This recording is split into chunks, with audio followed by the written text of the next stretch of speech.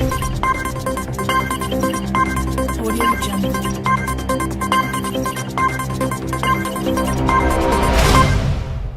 The ex-brother-in-law of midwife Samantha Eastwood has pleaded guilty to her murder after it emerged the pair were having an affair.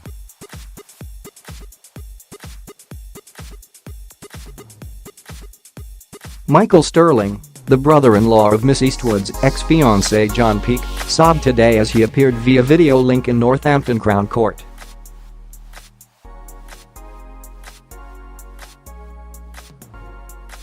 The court heard how the 32-year-old killed the NHS worker after flying into an intense rage during an argument.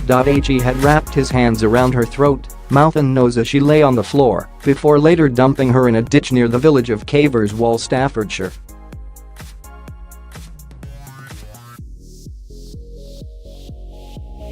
Her body was found wrapped in a single duvet cover with masking tape across her face and eyes on August 5, 8 days after Miss Eastwood had been reported missing.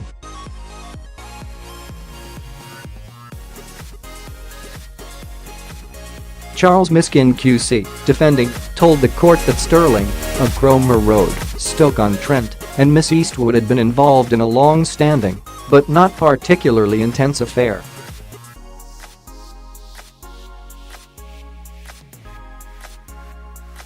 On the afternoon of the killing, various things were said, and there was an argument, he said. He became very angry, and while she was on the floor he put his hands around her throat, her mouth and nose.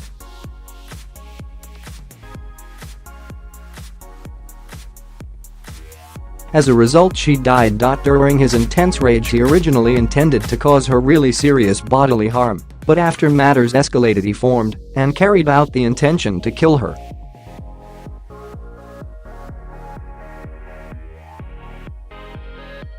He panicked and buried her in an area of which he had some knowledge.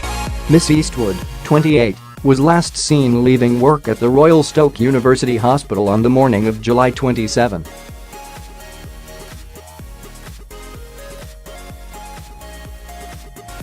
She was then reported missing after failing to turn up for next shift, with concerned colleagues raising the alarm at 7:20 p.m.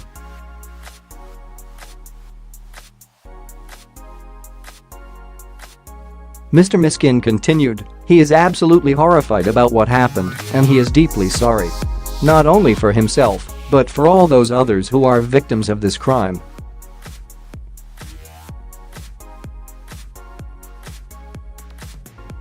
Sterling is married to Katie, the sister of Miss Eastwood's ex Mr. Peake, 34.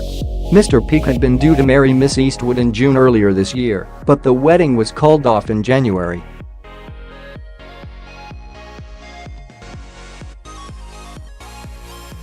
Sterling was charged with her murder on August 5 this year. He will be sentenced at Stafford Crown Court on December 3, where he is expected to be jailed for life.